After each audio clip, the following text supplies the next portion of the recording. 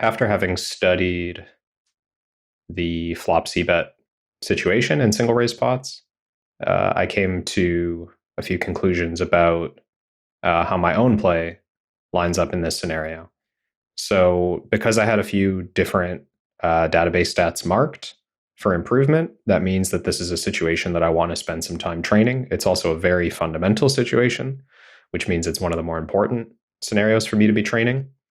So, this is how I want to go about the learning process for those of you who are reaching the same point in your review.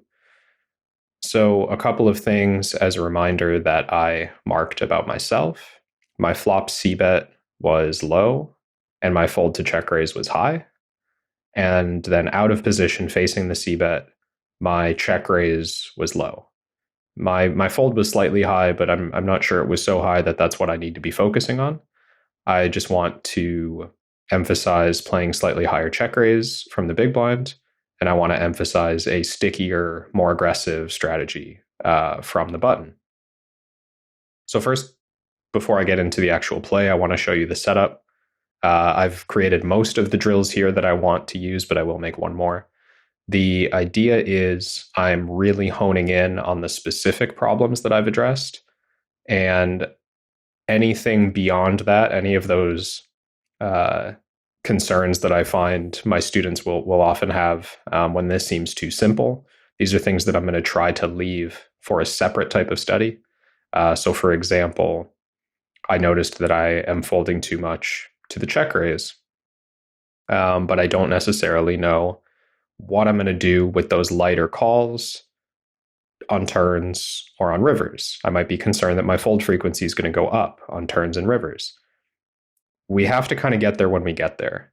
There's a more urgent, more frequent scenario where my opponents are likely profiting, and I need to plug that leak before I can get to the part that comes as a result of fixing this leak. Same thing with the flop check raise. It might be uncomfortable to increase that flop check raise, but I can't worry about that until I've raised that flop check raise frequency high enough to get myself into more of those situations that I'm not sure how to play. So I will show later on how to target those further nodes, those future streets that you're interested or that you're concerned will go awry when you adjust the earlier streets. But I do think it's very important you start at the beginning and work forwards, because being overly worried about what's going to, the fallout of increasing your aggression or being stickier, the fallout is something we can't let hold us back from plugging this immediate leak. And again, once we get there, we will make mistakes, and that's a good thing. So I am just going to set up one more drill. Like I said, my flop c-bet has been low, so I'll just show you quickly the process here. I've got my 120 big blind heads up single raise pot sims. I'm going to specifically create a in position flop c-bet drill by setting me in position, playing it out till the end of the street. We don't need turn and river sizes, and even though it's the only option, I'm just going to have out of position start with a check. So this just shows you a bit of the customization that you can do in setting up the drills. I also went over this in more detail in the Lucid GTO video. So now just going to filter again so that we have exactly what we need. So now we're looking at the heads up single raise pot drills that I'm planning to work through for the flop. Now there's a good bit of training here to do. Where should we start? Now, the highest priority areas that I recommend to my students are the most frequent situations that we find ourselves in. So in position flop c-bet is super important, although getting the frequency higher is not necessarily something that's going to be like easy to target in a quick way. So this is a drill I'm going to want to play a lot of and keep returning to it. This is going to be part of my, regular fundamental routine, probably for the next several months, in my ongoing study of heads up single raise pots. Whereas facing flop check raise after betting 75% pot, this is relevant to my leaks, but it's probably not going to be my main focus. So I'll go through and play a couple of these spots with that in mind. And I think what I'm going to start with is facing bet 25 on the flop. This is a node where I know I can push my checkers frequency higher, and it's probably going to be where most of my additional check raises come from. I doubt that facing, the B150 C bet is where a lot of my aggression is lacking. So you can see here we're going to be throwing only hands that are in the proper pre-flop range. Now, the approach that I like to take when I have a specific goal in mind is I like to really force the action that I know that I'm trying to increase. If I was someone who raised too much, I would take every hand that looks like a mix and I would call or fold, whatever the mix is with that action. So in this case, I'm trying to increase my raise frequency. I know that about myself. So I'm going to push the raising frequency with hands that seem reasonable. And I'm going to let the trainer tell me when that was a mistake. So interesting enough there, it was a pure call, but the EV difference was small. So I'm okay with that mistake. Here, I think we have another reasonable raise candidate, and it's actually 50-50. That's one that I think I would have missed somewhat often. Now, even though I'm trying to push raise frequency, my instinct is this is just a call, and that's quite an interesting result to show perhaps I'm wrong. The small raise is new to my sims. This I included it for this course, the scripts that I ran, because I've been seeing more of it, and I was looking at it on specific board textures, but that's good to know that that's a board texture where that gets used. Again, I mean, this is a hand that I think is close to a raise. I very often don't raise it. So I'm going to push that raising frequency. So small raise on monotone. That's interesting. Again, seems like a reasonable raise. Yeah, 60%. So again, what I'm looking for here is not necessarily to be right every time. I think that's a common mistake that people make in training, is that they're very focused. I think this just wants to call. Oh, interesting. Yeah, that small raise on monotone, I'm going to keep that in mind. I think that very often we get too concerned with whether or not it's going to tell us that it was a blunder. And it's a call against B25. So I do remember that my folding frequency was about 5% too high. And since I'm giving myself this high frequency scenario and the small bet scenario, it's quite likely, and it makes sense to me, that this is also where some of my too high folds have been coming from. So that's a nice benefit, a nice side effect of what I'm drilling here. Also keep in mind that at the time of filming this, it's been 2 years since the Legend Showdown, and I have been playing other formats primarily. So this is a nice reminder of how loose aggressive heads up ranges are. So again, I don't want to be overly concerned with avoiding blunders. Avoiding blunders is not the point here. The point is, can we find all of the neutral EV raises that I've been missing in game? That's our sole focus for this training session, and I need to continue to remind myself of that focus so that I get the most out of the process. So again, I mean, probably a board. I wrote in the game plan that this was a low check raise board, even against small bet sizes, right? Double Broadway. But I do think that this is a scenario where my check raise would often be 0 and it could be 5 or something like that. So if I'm at the point where I'm trying to push more check raises, I think this is a reasonable one. And again, I have a solid result there. Even stuff like this. I mean, these are the hands I very rarely raise, and I can explain why I wouldn't raise them, but that doesn't necessarily mean, and it could be the small raise. It doesn't necessarily mean that I want to avoid raising them entirely. Now, part of me, I can feel my instinct, which is because this feels like a match I'm playing right now, right? I'm playing a heads up match. And because it feels like a match, I'm starting to get that sensation that like, oh, you've been raising too much. You need to slow down. Like I should call this one, right? But like it's another raise. And I think by playing through these situations, I'm also, and I don't usually use the randomizer, but this does seem like a hand that would raise a low frequency. I'll let it decide for me a little bit here. I'm getting that true sensation that I get while I'm playing. Oh, that was a call. Huh. So again, my instinct for what hands to float seems to be way off. I mean, I would fold this one too. Yeah. The diamonds usually aren't good on the 2 spade boards.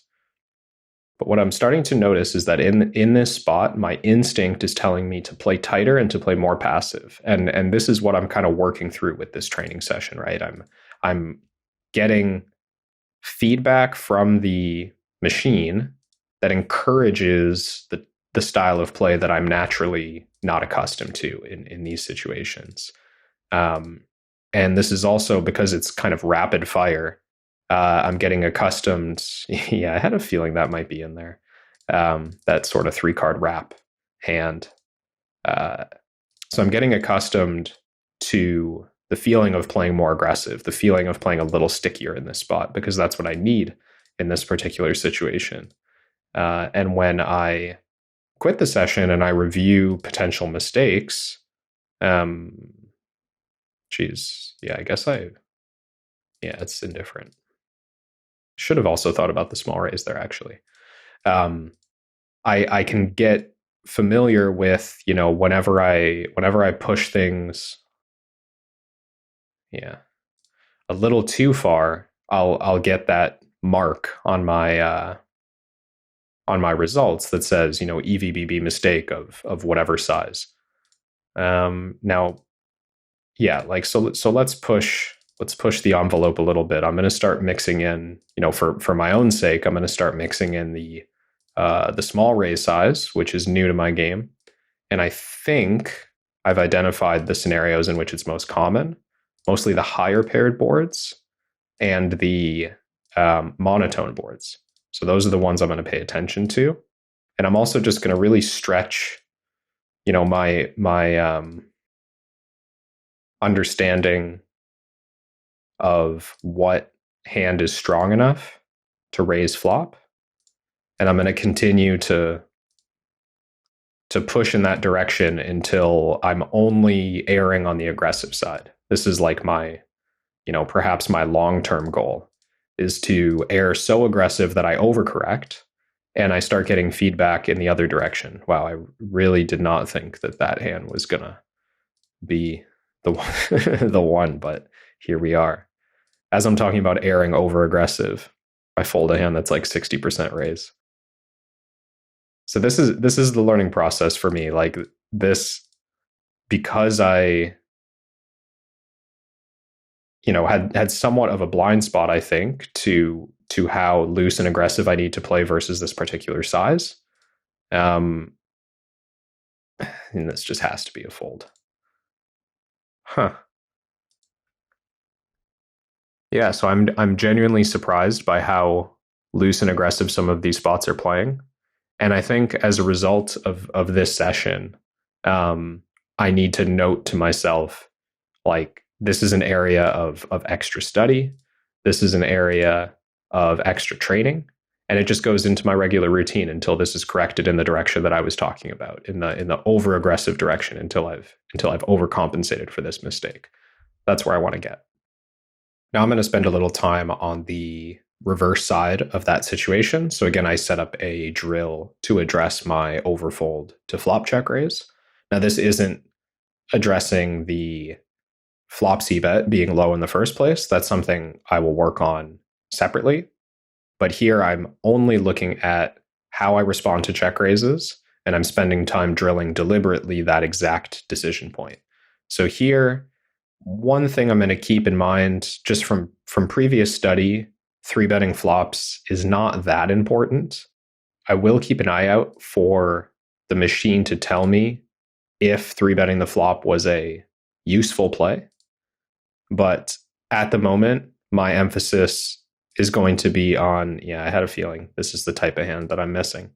The emphasis is going to be on defending enough, because this was a fairly sizable issue for me. So here we've quickly found where most likely where the time that I've spent playing other formats with tighter ranges has led me to playing significantly too tight against check raises in this particular format. So I'm going to make, this is a somewhat high frequency raise. I'm going to keep that in mind, low texture. I'm going to make an effort now to overcorrect, to be extra sticky. Again, like I was talking about with the facing flop c-bet, this one just feels too loose and it's close. Okay, so that's telling me, and I mean, I'm sure this is too loose. Again, diamonds on a two spade board, not the right float. I'm looking to challenge my internal barometer for what is too far in the direction of calling light. And every time, I'm just kind of speeding through the ones where I flopped a pair, because I think those are mostly quite easy. And I'm only just watching to see if three betting was an option. But I'm just keeping a close eye on the situations where I'm missing the drawing hand, the marginal float, the weak pair, whatever it is that would maybe be a fine fold in tighter ranges, but is a clear continue in the heads up format here. One thing to point out just about the sims, sometimes this will happen where an action is listed as a pure fold or pure call or whatever, but it still shows an EV difference. This is a result of the script that I've run being relatively low accuracy. That was intentional for the purpose of, extracting frequencies and extracting generalizations. If I set up a trainer drill that is too specific, facing a line that's very far into the game tree, it's likely that I'm going to start to see EV differentiation that reveals those inaccuracies, or it increases those inaccuracies in magnitude. So it's important to recognize, in this case, just figured I'd point it out because it's on screen right now, that with low accuracy sims, you're going to see more variation in the EV number on later streets or on future nodes in the game tree. So here it's a bet and a raise and a call. So there's layers of inaccuracy getting compounded. So I will just kind of I'll focus more on the frequency of the play and not be so concerned with small EV differences, keeping in mind the limitations of the sims.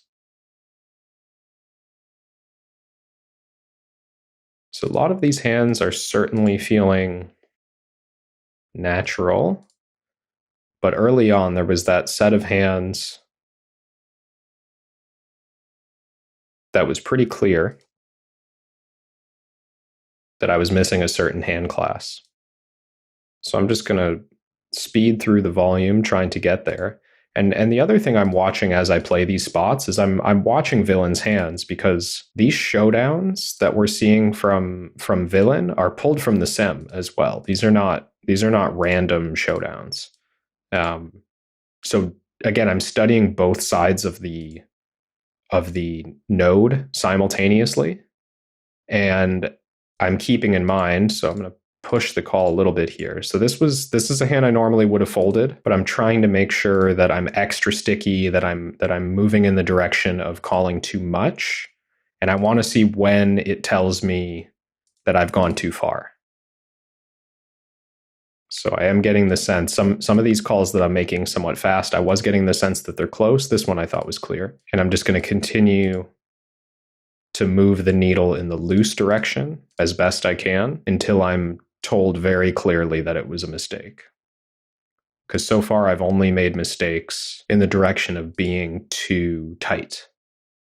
So here's a good one, and I really just I knew I was pushing it too far, but I have to show that it's okay to make that direction of a mistake. I just knew that was the wrong type of hand, but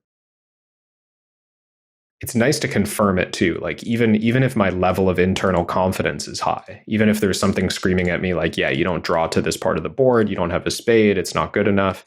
Even if I know that that's the case, I want to see every now and then the machine confirming. I mean, again, here, like it's too loose, and I want and I want to say that, and I want to be sure about that, and then have the machine confirm it. Right? I'm not trying to set a high score here. I'm not trying to submit my results for evaluation against other people. I'm just trying to calibrate the way that I see the situation to the solutions that I've created here. And it requires making mistakes and taking options that you maybe think are wrong enough of the time. Like, I think it's right. Okay. So I wasn't sure here. And because I had hearts, I genuinely wasn't sure if this was a float or not. So small EV difference, clear fold. I'm calibrating, right? So I think this is I think it's important to come in with that mentality that mistakes are going to guide your understanding of the situation and not trying to avoid them. Here, I also think it's too loose and it's barely there. This helps to kind of verbalize what your impression is of the spot, what your impression is of the spot. I think this is loose, but not crazy. Yeah, loose, but not crazy. And that really helps confirm. And here I didn't even say anything there, and it was a little bit loose. So I think that's helpful feedback too. I'm going to stop the training here for this particular node. As you can see, there's other situations here that I've included in my training plan for this spot, but they're going to get less attention than these two, certainly. And also these are two that I'm going to be spending more time looking at individual sims for in the situations that I've noticed are lacking in accuracy.